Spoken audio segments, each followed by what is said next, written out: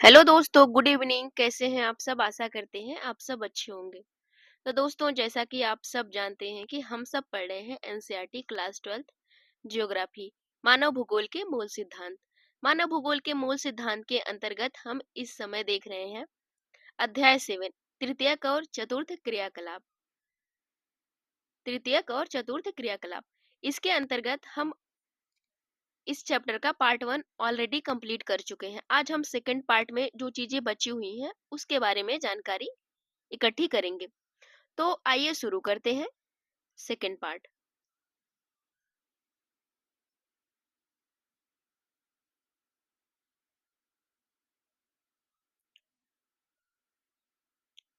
तो second part के अंतर्गत हम देखेंगे जैसे कि कुछ चयनित उदाहरण हो गए तृतीयक और चतुर्थ क्रियाकलाप के। तो उसमें हम सबसे पहले देखेंगे पर्यटन, और उसके बाद देखेंगे पर्यटन को प्रभावित करने वाले कारक कौन कौन से हैं, और उसके बाद क्या प्रभाव पड़ता है। तो चलिए शुरू करते हैं।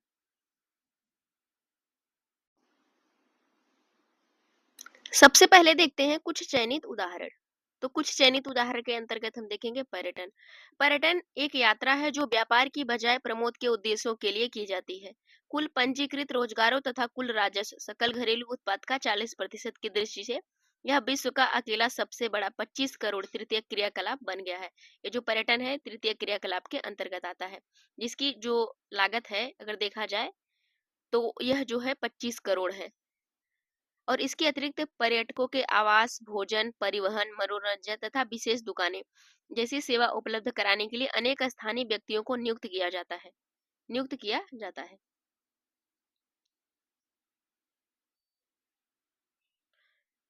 किया जाता है। पर्यटन अवसंरचना उद्योग फुटकर व्यापार तथा शिल्प उद्योगों को पोषित करता है।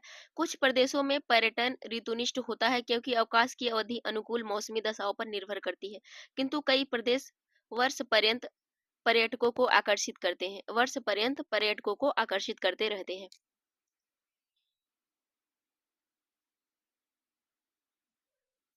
यहाँ पर देखिए कि स्विट्जरलैंड में बर्फ से ढकी पर्वत चोटी पर स्कीइंग करते पर्यटक। स्विट्जरलैंड का दृश्य है। पर्यटक प्रदेश पर्यटक प्रदेश तो भूमध्य सागरीय तट के चारों ओर कोस्ट स्थान तथा भारत का पश्चिमी तट विश्व के लोकप्रिय पर्यटक गंतव्य स्थानों में से है। अन्य में शीतकालीन खेल प्रदेश जो मुख्यतः पर्वतीय क्षेत्रों में पाए जाते हैं, मनोहारी दृश्य भूमियां तथा यत्र तत्र फैले राष्ट्रीय उद्यान सम्मिलित है। स्मारकों, विरासत स्थलों और सांस्कृतिक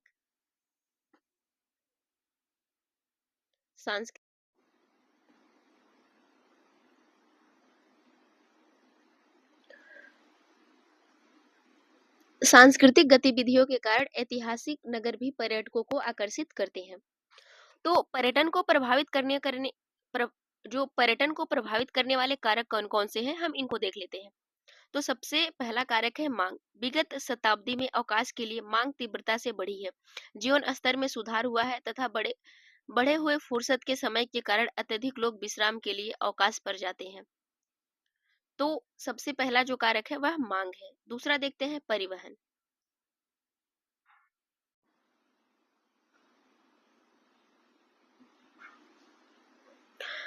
परिवहन सुविधाओं में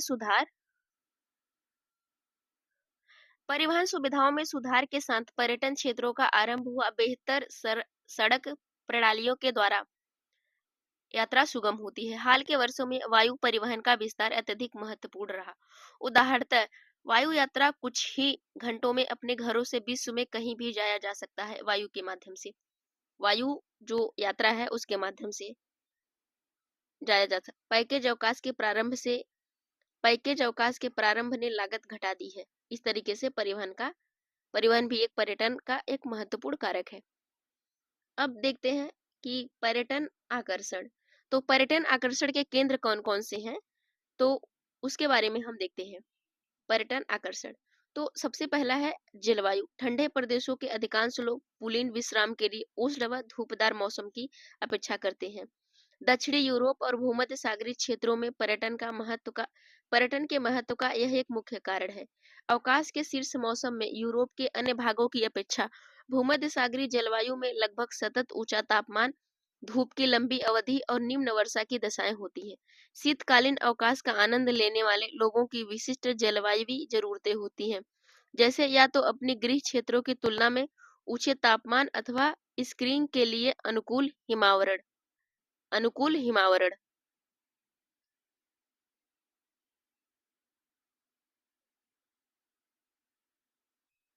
भूदृश्य। कई लोग आकर्षित करने वाले पर्यावरण में अवकाश बिताना पसंद करते हैं, जिसका प्रायः अर्थ होता है पर्वत, झील, दर्शनी समुद्री तट और मनुष्य द्वारा पूर्ण रूप से अपरिवर्तित भूदृश्य पूर्ण रूप से अपरिवर्तित भूदृश्य। अब देखते हैं इतिहास एवं कला। किसी क्षेत्र के इतिहास और कला में संभावित आकर्षण होता है। लोग प्राचीन और सुंदर नगरों, पुरातत्व के स्थानों पर जाते हैं, किलों, महलों और गिरजाघरों को देखना पसंद करते हैं, उनका आनंद उठाते हैं। अब सांस्कृतिक और अर्थव्यवस्था।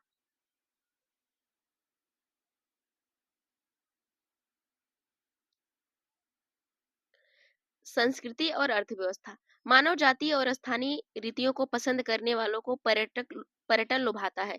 यदि कोई कोई प्रदेश पर्यटकों की जरूरतों को सस्ते दाम में पूरा करता है, तो वह अत्यंत लोकप्रिय हो जाता है। घरों में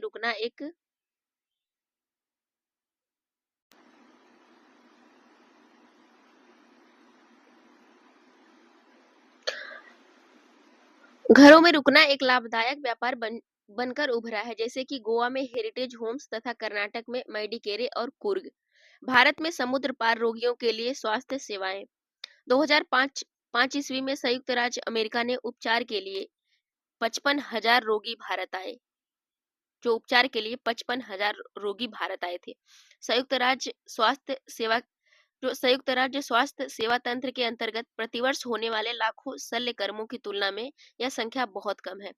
भारत विश्व में चिकित्सा पर्यटन में अग्रणी देश बनकर उभरा है। भारत जो है चिकित्सा पर्यटन में अग्रणी देश बनकर उभरा है।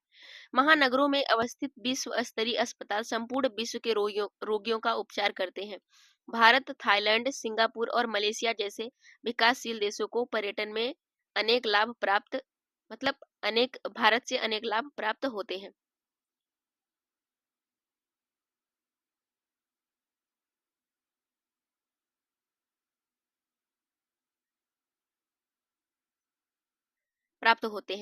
चिकित्सा पर्यटन के अतिरिक्त अतिरिक्त चिकित्सा परीक्षणों और आंकड़ों के निर्वचन के बाह्य स्रोतन के प्रति भी झुकाव पाया जाता है।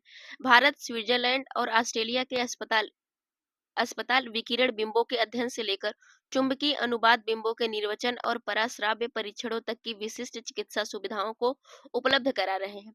बाह्य स्रोतन में यदि बाह्य स्रोतन में यदि वह गुणवत्ता में सुधार करने अथवा विशिष्ट सेवाएं उपलब्ध कराने पर केंद्रित है, तो बाह्य स्रोतन रोगियों के लिए अत्यधिक लाभ होता है। अब चिकित्सा पर्यटन क्या होता है, हम देखते हैं इसको। चिकित्सा पर्यटन जब जब किसी चिकित्सा उपचार को अंतर्राष्ट्रीय पर्यटन गतिविधि से संबद्ध किया जाता है, तो इसे सामान्यतः चिकित्सा पर्यटन किया जाता है, यानी हम कहीं से भी आकर यहाँ पर इलाज अपना करवा सकते हैं।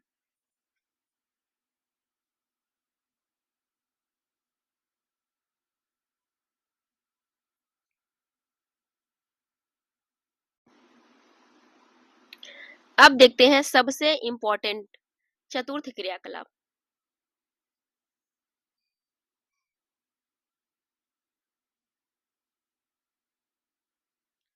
चतुर्थ क्रियाकलाप कोपेनहेगन और न्यूयॉर्क में कोपेनहेगन और न्यूयॉर्क में बहुराष्ट्रीय कंपनी के मुख्य कार्यकारी अधिकारी तथा चिकित्सकीय प्रतिलेखक मेडिकल ट्रांसक्रिप्शनिस्ट ट्रांसक्रिप्शनिस्ट के बीच क्या समानता है। ये सभी लोग सेवा सेक्टर के प्रभाग में कार्य करते हैं, जो ज्ञानोन्मुखी है। इस सेक्टर को चतुर्थ और पंचम क्रियाकलाप में विभक्त किया जा सकता है। चतुर्थ क्रियाकलाप में से कुछ निम्नलिखित हैं, जैसे सूचना का संग्रहण, उत्पादन और प्रकीर्णन प्रकीर्णन अथवा सूचना का उत्पादन भी। चतुर्थ क्रियाकलाप अनुसंधान और विकास पर केंद्रित होते हैं और विशिष्टीकृत ज्ञान, प्रौद्योगिकी कुशलता और प्रशासकीय सामर्थ्य से संबद्ध सेवाओं के उन्नत नमूने के रूप में देखे जाते हैं। अब देखते हैं चतुर्थ सेक्टर। चतुर्थ सेक्टर आर्थिक वृद्धि के आधार के रूप में तृतीयक सेक्टर के साथ चतुर्थ सेक्टर के सभी प्राथमिक व द्वितीयक से रोजगारों को प्रतिस्थापित कर दिया है। विकसित अर्थव्यवस्थाओं में आधे से अधिक कर्मी ज्ञान के इस क्षेत्र में कार्यरत हैं तथा पारस्परिक कोष, म्यूचुअल फंड प्रबंधकों से लेकर परामर्श दाताओं, सॉफ्टवेयर सेवाओं की मांग में अति उच्च वृद्धि हुई है। कार्यालय भवनों, प्रारंभिक विद्यालयों, विश्वविद्यालय कक्षाओं, अस्पतालों व डॉक्टरों के कार्यालयों, रंगमंचों, लेखाकार और दलाली के फर्मों में काम करने वाले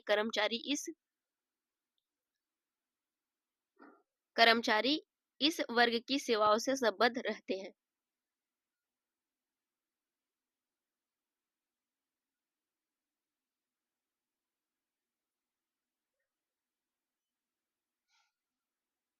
संबद्ध रहते हैं। यहाँ पर देखिए एक चित्र दिख रहा होगा सामने आपको। तो इस चित्र में देखिए कहने की क्या कोशिश की गई है। यहाँ पे देखिए कि कहा जा रहा है यह सब किस ओर ले जाएगा। क्या यह आरंभ है अथवा अंत है? क्यों कहा गया है? क्योंकि देखिए किस तरीके से सीढ़ी ऊपर चढ़ रही है। यहाँ पे देखिए सबसे पहले आपका आ जाएगा प्राथमिक क्षेत्र, उसके बाद द्वितीयक क्षेत्र, तृतीयक क्षेत्र, चतुर्थ क्षेत्र, पंचम क्षेत्र। तो यह जो है कि हमारा अभी तक ऐसा हो चुका है। इसके बाद इनका कहने का मतलब है कि क्या हम इससे आगे भी जाएंगे, इसके बाद क्या होगा।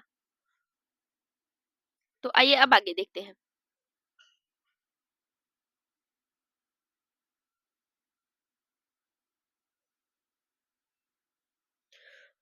कुछ तृतीय क्रियाकलापों की भांति चतुर्थ क्रियाकलापों को भी बाह्य स्रोतन के माध्यम से किया जा सकता है। ये सेवाएं संसाधनों से बधी हुई, पर्यावरण से प्रभावित तथा अनिवार्य रूप से बाजार द्वारा स्थानीयकृत नहीं है। अब देखते हैं पंचम क्रियाकलाप। पंचम क्रियाकलाप उच्चतम स्तर के निर्णय लेने तथा नीतियों का निर्माण करने वाले पंचम क्रियाकलापों को निभाते हैं। इनमें इनमें और ज्ञान आधारित उद्योगों जो समानता चतुर्थ सेक्टर से जुड़ी होती है में सूक्ष्म अंतर होता है। इनमें सूक्ष्म अंतर होता है।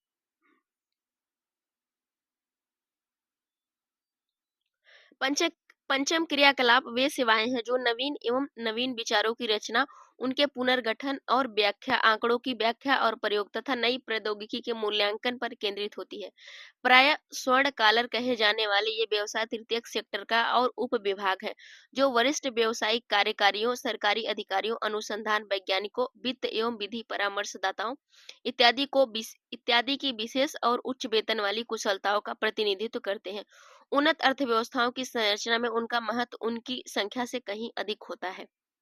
उनकी संख्या से कहीं अधिक होता है।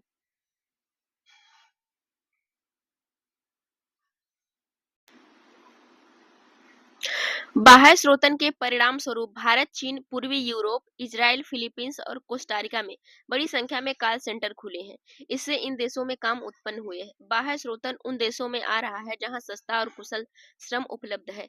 ये उत्प्रवास वाले देश भी हैं। बाह्य स्रोतन के द्वारा काम उपलब्ध होने पर इन देशों से प्रवास कम हो सकता है। बाह्य स्रोतन वाले देश अपने यहाँ काम तलाश करने का मुख्य कारण तुलनात्मक लाभ है। पंचम सेवाओं की नवीन प्रवृत्तियों में ज्ञान प्रक्रमण बाह्य स्रोतन यानी केपीओ और होम बाह्य स्रोतन का विकल्प है। ज्ञान प्रकरण बाह्य का प्रक्रमण बाह्य स्रोतन यानी बीपीओ से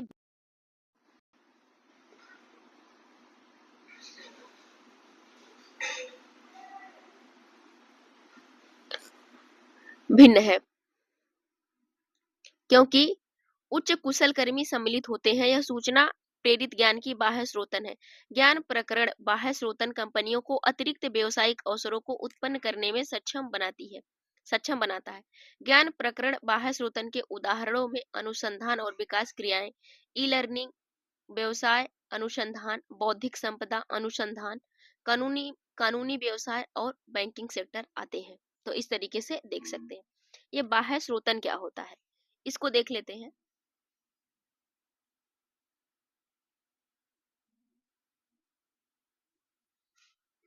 कब से आप सब देख रहे हैं, हम सब देख रहे हैं बाह्य स्रोतन। तो देख लेते हैं इसका मतलब क्या है।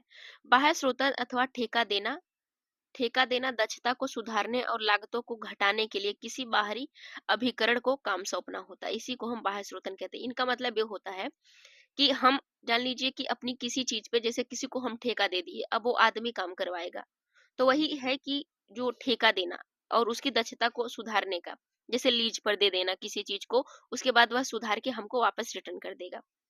तो इसका यहाँ पे बाह्य स्रोतन का यही मतलब है। बाह्य स्रोतन में कार्य समुद्र पार के स्थानों पर स्थानांतरित कर दिया जाता है, तो इसको अपतरण यानी ऑफशोरिंग कहा जाता है।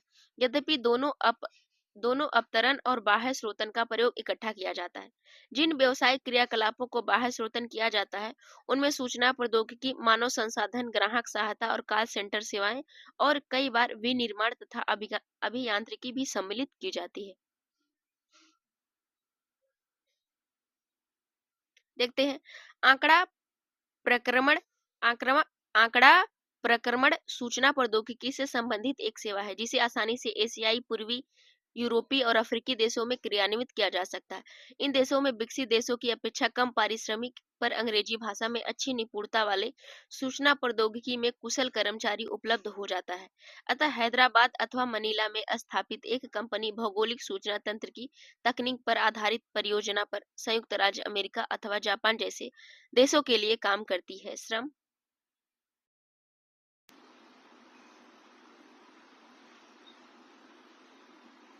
संबंधी कार्यों को समुद्र पार क्रियान्वित करने से चाहे वह भारत, चीन, यहाँ तक कि अफ्रीका का काम सघन जनसंख्या वाले देश बोत्सवाना हो, ऊपरी लागत बहुत कम होती है जिससे यह सेवा लाभदायक हो जाती है। अब यहाँ पे देखिए अंकीय विभाजन।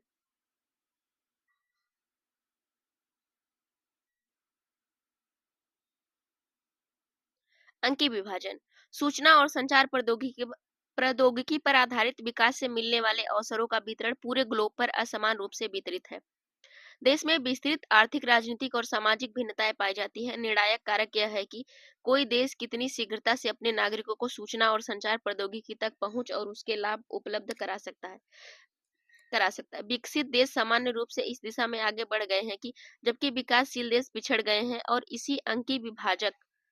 इसे इसी को अंकीय विभाजक कहा जाता है। इसी प्रकार देश के भीतर अंकीय विभाजक विद्यमान है।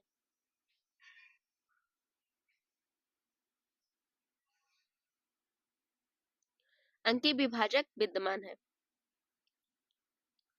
उदाहरणतः भारत अथवा रूस जैसे विशाल देश में यह अवश्यम भावी है। महानगरीय केंद्रों जैसे निश्चित क्षेत्र में परि, परिधीन प्र, परिधिस्थ ग्रामीण क्षेत्रों की तुलना में अंकीय विश्व के साथ बेहतर संबंध तक पहुंच पाई जाती है। तो इस तरीके से यह चैप्टर हमारा कंप्लीट हुआ। कुछ अभ्यास प्रश्न भी दिए गए हैं जो कि बहुविकल्पी होंगे, उनको हम कर लेंगे। तो चलिए,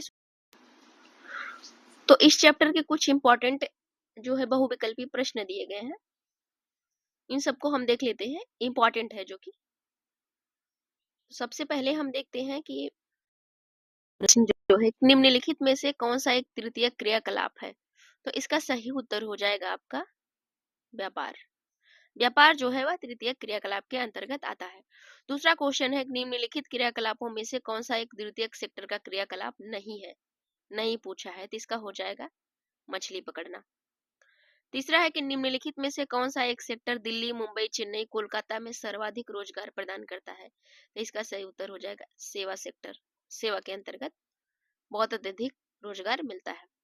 चौथा है वे काम जिनमें उच्च परिणाम और स्तर वाले अन्वेषण सम्मिलित होते हैं कहलाते हैं, इसका सही उत्तर हो जाएगा चतुर्थ क्रियाकलाप। यहाँ पर देखिए अब पांचवा क्वेश्चन जो है,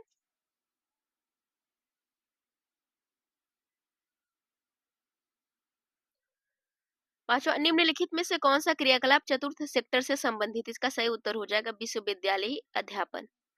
यहाँ पे छठा है कि निम्नलिखित में से कौन सा एक सत्य नहीं है, तो इसका सही उत्तर हो जाएगा कामों में के बाह्य स्रोतन करने वाले देशों में काम की तलाश करने वालों में असंतोष का पाया जाना, तो यह जो है आपका यह सत्य नहीं है। तो इस तरीके से यह चैप्टर हमारा कंप्लीट होता है। अब हम मिलते हैं आपसे अगले चैप्टर में। थैंक यू सो मच, अपना ख्याल रखें।